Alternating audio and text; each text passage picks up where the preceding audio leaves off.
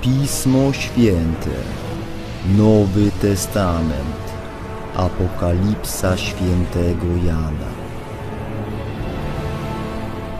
I jeden potężny anioł dźwignął kamień, wielki jak kamień młyński, i rzucił w morze, mówiąc: tak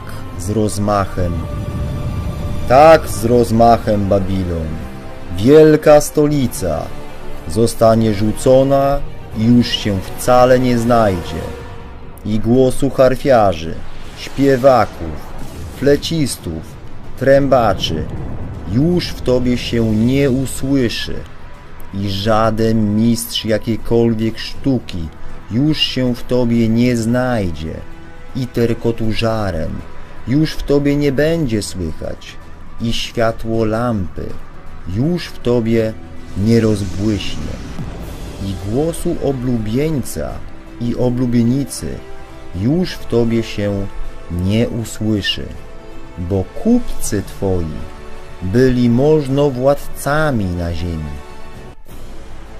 Bo twymi czarami omamione zostały wszystkie narody. Zawsze pytam się Pana Boga, ale teraz spytajmy się smartfona. Gdzie jest największa giełda na świecie? Jak podaje nextgazeta.pl, nowojorska giełda papierów wartościowych to zdecydowanie największa giełda papierów wartościowych na świecie, zlokalizowana w Stanach Zjednoczonych. W USA istnieje wiele różnych giełd, z których największą jest New York Stock Exchange. Jej miesięczny obrót oscyluje w okolicy 1520 miliardów dolarów.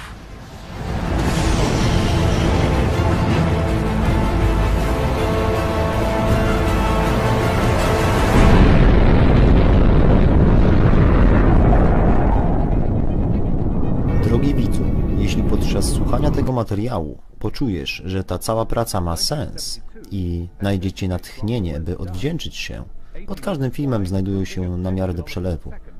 Wszystkim dotychczasowym darczyńcom bardzo dziękuję. Każda kwota jest na wagę złota. Wszystkie znajdujące się tutaj wizje i poczucia są darmowe, a każdy datek jest wolną wolą każdego z Was. Bardzo dziękuję, pozdrawiam Was serdecznie, z Panem Bogiem, hej. Dzień dobry, witam Państwa bardzo serdecznie, witam na kanale Jasnowic Ola, witam serdecznie. To jest krótka wstawka, krótka audycja. Chciałbym zainaugurować nową serię filmów na tym kanale dotyczących zjawisk kosmicznych. Tak, przypomniało mi się, że 2 lata temu była cała seria różnych takich filmów dotyczących właśnie asteroid, meteorytów, Słońca, kosmosu i tego wszystkiego. A do tego wszystkiego zainspirowało mnie to, że przeglądałem sobie dawne nagrania z kanału Jasnowic z Gdańska, to jest taki drugi pomocniczy kanał, tam była cała seria takich audycji i tam niechcący, niby są przypadki, niby nie ma przypadków, natrafiłem właśnie na audycję pod tytułem Uderzenie kosmiczne, część 9, Jasnowic z Gdańska i Biblia. I tam właśnie był podany taki bardzo ciekawy sen, gdzie ja pytałem się przed snem właśnie po modlitwie właśnie: Panie Boże, ukaż mi moją drogę, ukaż mi moją ścieżkę. A w tym śnie po prostu przyśniła mi się wielka asteroida, wielka skała. Widziałem ją z bliska, była bardzo podobna do takiej asteroidy, którą zaraz tutaj zobaczymy. I być może w tym śnie pojawiła się też nazwa właśnie Didymos albo Dimorphos. To są takie dwie właśnie planetoidy, które właśnie były poruszane w audycjach 2 lata temu. Ale co zwróciło moją uwagę, słuchajcie, to jest właśnie przepowiednia, rysunek przepowiednia, która być może właśnie się sprawdziła.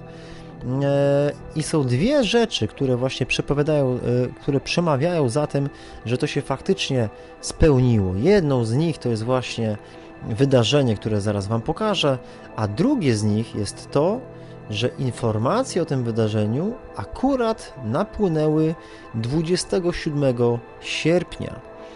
Każdy z Państwa, kto dłużej ogląda kanał, to wie, że 26.07 lipca był taki słynny sen pod tytułem Otis.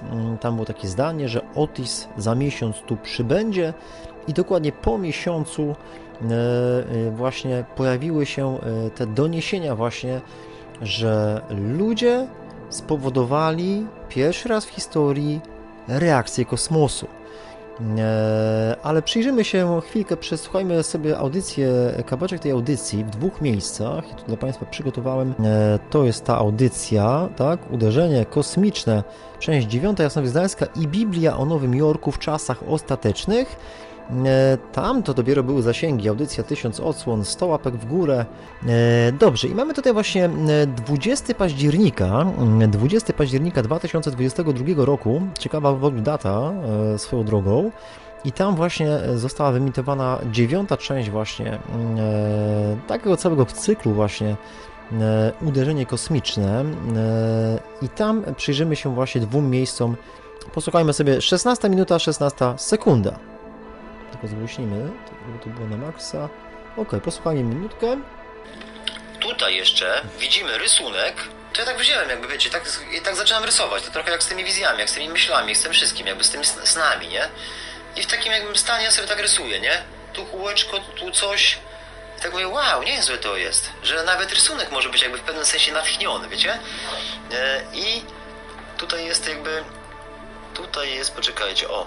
Jest taki, że ja zacząłem to kółeczko rysować i potem sobie myślę, co to jest jądro, potem coś jakby wlatuje w to, a potem, że dookoła coś jakby jest leci. I potem jakby ja zrozumiałem, że jedno kółeczko wiedziałem, że musi być tak zrobione, a to mniejsze na tym ma być, nie? Ja jestem, co jest? Że to wcale nie jest głupie, że taki rysunek właśnie też może powstać pod wpływem natchnienia, tak? Nasze myśli mogą być natchnione, tak? Nasze ciała mają być świątyniami Ducha Świętego, żeby były natchnione, żeby się natchnęły, żeby było tchnienie, tak? I właśnie tak samo też właśnie mogą być właśnie uczucia natchnione, tak? Mogą być niedobrze natchnione, tak? Jakieś nie wiem, no grzeszne pożądania, czy pieniędzy bliźniego, czy czegoś innego. Chodzi o to, że mogą być przez niedobrego ducha natchnione, albo przez Bożego ducha natchnione, tak? I właśnie rysunek też może być natchniony. I to jest taki przykład właśnie, bardzo ciekawy moim zdaniem i dotyczący właśnie takich spraw kosmicznych.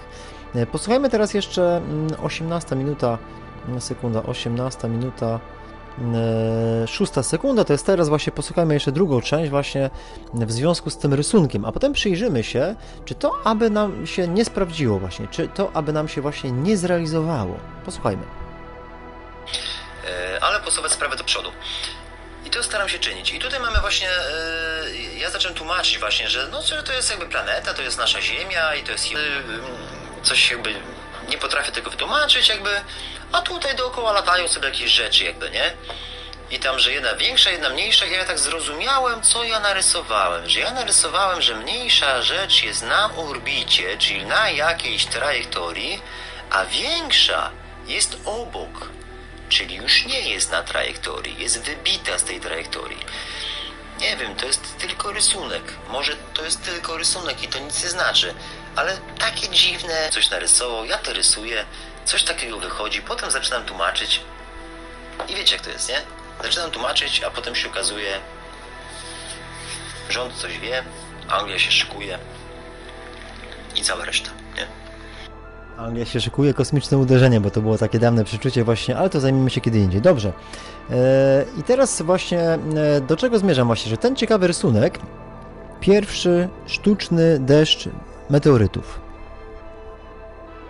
Jak podaje WP-Tech, misja polegała na uderzeniu w asteroidę Dimorphos, będącą księżycem asteroidy Didymos, aby zmienić jej orbitę. To pierwszy raz, kiedy ludzkość z powodzeniem przesunęła ciało niebieskie. Jak to się udało? DART, sonda o rozmiarach samochodu osobowego, z pełną prędkością uderzyła w asteroidę o średnicy około 150 metrów.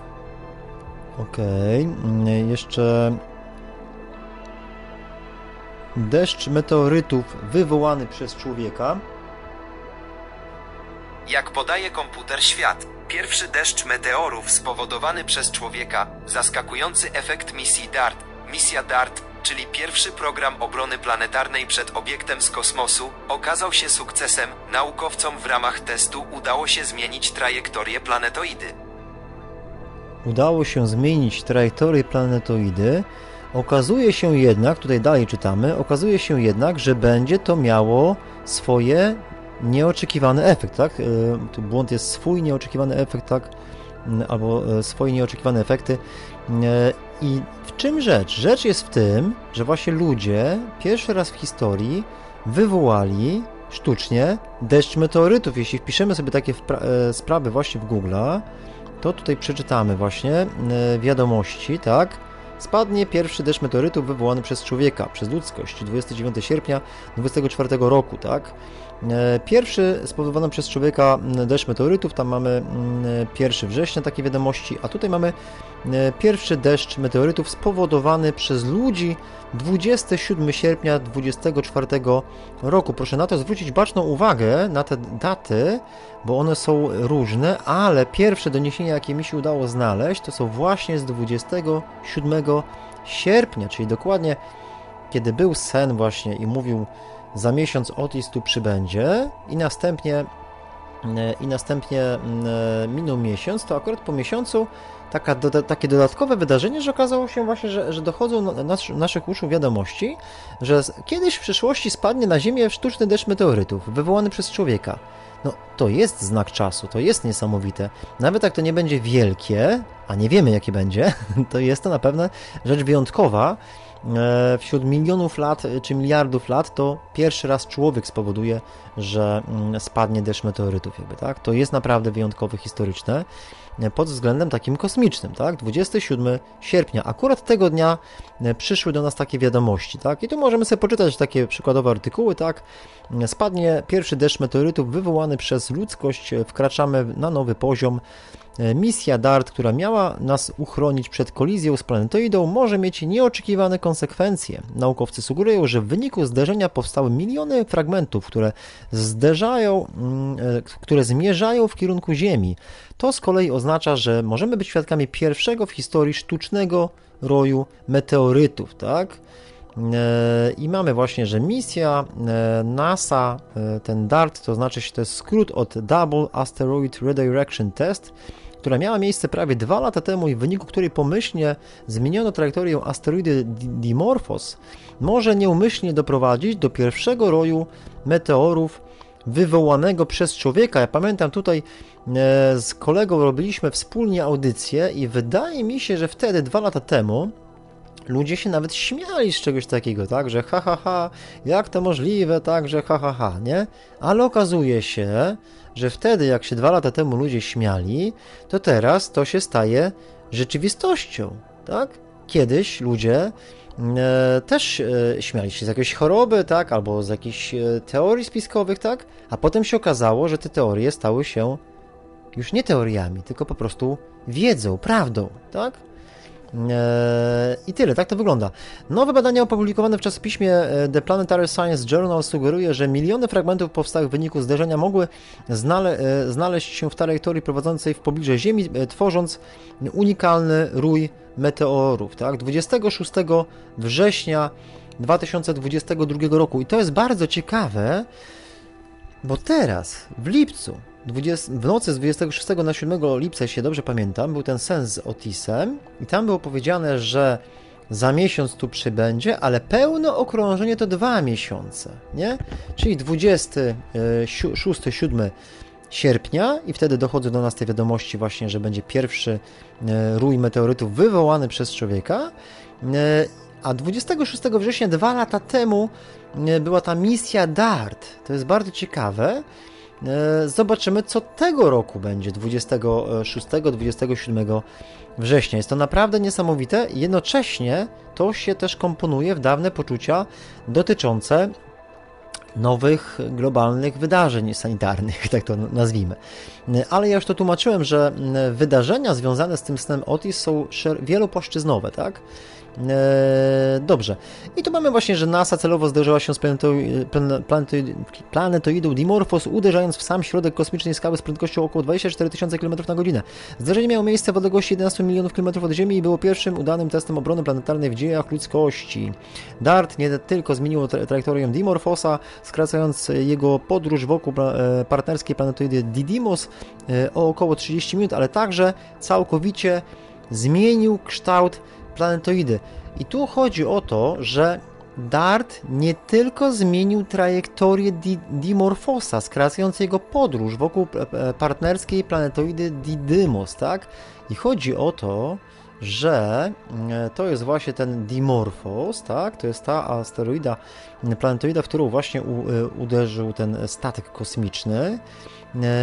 I chodzi o to, że na tym rysunku, zaraz, gdzie jest ten rysuneczek, jakby zobaczmy, to jest właśnie, są te dwie planetoidy, to jest ta audycja, te dwie planetoidy, o, tu jest ta skała w powiększeniu, jak w moim śnie się objawiła i tu jest ten rysuneczek właśnie, tu jest ten rysuneczek i ja tam mówiłem w tej audycji, jak Państwo dobrze słuchali uważnie, że jedna rzecz jest jakby na trajektorii, a jedna jest poza trajektorią i to ciekawe było, że jakieś takie, tu niby Ziemia, i niby jest jakieś takie, ja myślałem, że czy to jakieś promienie są na tą Ziemię, czy o co chodzi, czy to jest trajektoria impaktu w Ziemię, ciężko powiedzieć, ale że jedna jest na trajektorii, a jedna jest poza trajektorią. Takie ciekawe słowa w tej audycji padają i tak zacząłem się zastanawiać, jak to bardzo jest podobne do tego scenariuszu filmu Greenland. W tamtym czasie, wtedy te 2-3 lata temu, był taki film właśnie Greenland. Niektórzy z Państwa uważają właśnie, że Hollywood za pomocą tych filmów pokazuje ludziom różne rzeczy, które mogą potem faktycznie w przyszłości się dziać. Tak to miało miejsce właśnie w przypadku globalnych wydarzeń sanitarnych, tak to miało miejsce w przypadku różnych konfliktów, tak? I wielu różnych rzeczy, które można byłoby wymieniać. I też właśnie akurat w tamtym czasie pojawił się właśnie film Greenland, w którym właśnie jest taka fabuła, że zbliża się właśnie asteroida, ma być neutralna, nie ma wywołać jakichś negatywnych efektów, jedynie ma spaść piękny deszcz meteorytów, który ma być niegroźny. Okazuje się jednak z czasem, że rzeczywistość jest inna, tak? To taka mała teoria, bo nie wiem, czy można tego słowa na S używać, tak? Ale taka ma po prostu teorię, tak? Taka z wyobraźni teoria, tak?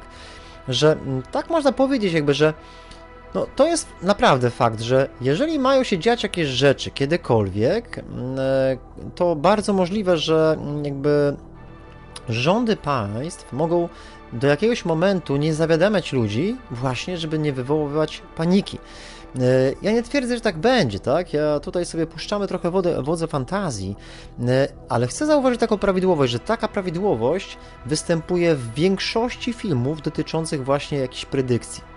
Czy to właśnie w filmie 2012 na przykład, tak? Ma się coś wydarzyć z Ziemią, ale właśnie jest to ukrywane w tajemnicy, jeśli tylko można to utrzymać w tajemnicy, właśnie żeby nie było jakiegoś szaleństwa, jakiejś paniki, czegoś takiego, tak? Film Greenland tak samo, nie? Tylko akurat ten film Greenland bardzo dobrze odpowiada, jeśli chodzi o te właśnie, o tego Dimorphosa i Didymosa właśnie, tak? I był jeszcze inny film, Armageddon, tak, że właśnie działo się to, tylko już w takiej rozbudowanej fabule właśnie, że tam broń jądrowa właśnie odwierty na asteroidzie, żeby ją rozsadzić jakby, tak.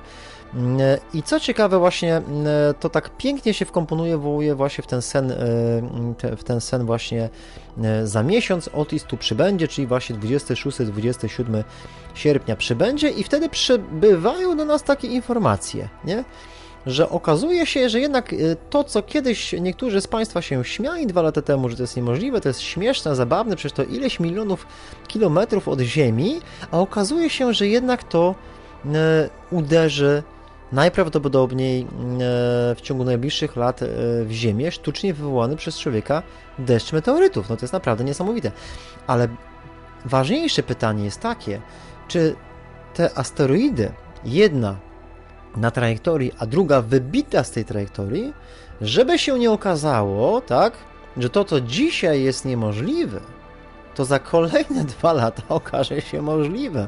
I jednak się okaże, że ta, co ma 150 metrów, miejmy nadzieję, że ta, co ma 150, a nie ta większa, tak? Bo ta, co ma 150, to jest chyba satelita tej większej. To już by trzeba tam doczytać, że gdzieś tutaj niebezpiecznie blisko Ziemi może się znaleźć, tak? Bo to jednak są różne takie właśnie wydarzenia, które nie zawsze mogą być przewidywalne prosto, tak? A tutaj wkroczyliśmy właśnie w sferę, w której nigdy tak człowiek jakby swoją pychą nie zarządził, tak? Że będzie manipulował wydarzeniami kosmicznymi, tak? Co raczej było zarezerwowane raczej dla kogoś innego. No i tyle. Taka ciekawostka, słuchajcie. I tyle. No, fragmenty tam na kursie kolizyjnym właśnie z Marsem i z Ziemią, tak? Mamy tutaj właśnie, że udana misja DART daje nam nadzieję, że jeśli w naszą stronę zmierzać będzie planetoida, to będziemy ją w stanie zniszczyć lub zmienić, jak w przypadku misji DART, jej trajektorię lotu. Tak?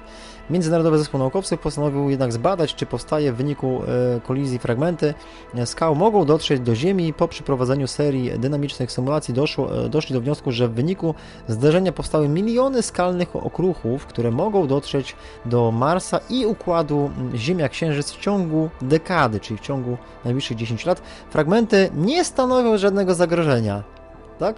Dla planety. To identycznie jak w tym filmie Greenland, nie? Nie stanowi. Ludzie sobie tam chipsy i picie otwierali przed telewizorem i mieli wspólnie sobie oglądać deszcz meteorytów, a tu się okazało jednak, że nie? Tam akurat była chyba kometa Clark, tak? A tutaj mamy Didymos i Dimorphos. Fragmenty nie stanowią żadnego zagrożenia dla planety, gdyż szacuje się, że większość z nich ma mniej niż dziesiątki centymetrów długości, ale okruchy poruszają się z prędkością prawie 5000 km/h, a jeśli wpadną w atmosferę Ziemi, spowodować ma to widowiskowy deszcz meteorytów. No, w tym filmie Greenland też miało być widowiskowo, ale okazało się, że widowisko wymknęło się spod kontroli. Jest wiele takich filmów, ale proszę zwrócić uwagę, że czy my byśmy w ogóle dowiedzieli się, jeśli rządy miałyby jakieś takie informacje, tak? Czy my, szarzy ludzie, byśmy tutaj się dowiedzieli? No, nie zawsze. Myślę, że nie zawsze. Myślę, że często te informacje są filtrowane, tak? Tak samo jak w przypadku największego wydarzenia sanitarnego na świecie, globalnego, od marca 2020 roku, tak? Najpierw miało być od zwierzątek, a potem się okazało, że to jest od człowieka, tak? Więc najpierw się nie dowiedzieliśmy. Trzeba spokojnie 2 lata poczekać. Więc pytanie, czy teraz my poczekamy i czy cokolwiek miałoby się wydarzyć. Ale nie chcę tutaj już wchodzić w to głębiej, bo nie chcę jakby straszyć, ale taka ciekawostka i taka audycja inaugurująca właśnie serię dotyczącą tych różnych takich ciekawych kosmicznych wydarzeń. Po prostu jakoś stwierdziłem, że ten rysunek właśnie, że on w pewnym sensie mógł być właśnie proroczy. On mógł być takim rysunkiem natchnionym. Tak? Tu Ziemia, tu jakieś promienie, tu trajektoria i co ja tutaj tłumaczę? Co tu jest jakby, nie? I potem się okazuje, że nie? Ja ten rysunek pokazałem na audycji właśnie, w której właśnie omawiałem sen, który wtedy miałem 2 lata temu właśnie, tak? Że zadałem sobie pytanie właśnie o treści, z tego co pamiętam, Panie Boże, właśnie ukaż mi moją ścieżkę, tak? A tam przyśniło się właśnie po prostu skała, tak? Po prostu asteroida i nawet usłyszałem słowo właśnie chyba Didymos albo Dimorphos, albo jakieś takie podobne słowo, nie? No Otis chyba nie usłyszałem, nie pamiętam po prostu tego, nie? I tyle. Może to dawną audycję obejrzeć, albo po prostu będę starał się to wszystko z biegiem czasu odsłuchiwać i jakieś takie ciekawe fragmenty Państwu pokazywać. A na chwilę obecną żegnam się, dziękuję bardzo za uwagę i już zaraz szybciutko za pół godzinki szykuję się do nagrywania mojej ulubionej serii, czyli Raport Jasnowidza. Pozdrawiam Was serdecznie, niech będzie pochwalony Jezus Chrystus. Pa! Drogi widzu, jeśli podczas słuchania tego materiału poczujesz, że ta cała praca ma sens i znajdziecie natchnienie, by odwdzięczyć się, pod każdym filmem znajdują się namiary do przelewu. Wszystkim dotychczasowym darczyńcom bardzo dziękuję. Każda kwota jest na wagę złota. Wszystkie znajdujące się tutaj wizje i poczucia są darmowe, a każdy datek jest wolną wolą każdego z Was. Bardzo dziękuję, pozdrawiam Was serdecznie, z Panem Bogiem. Hej!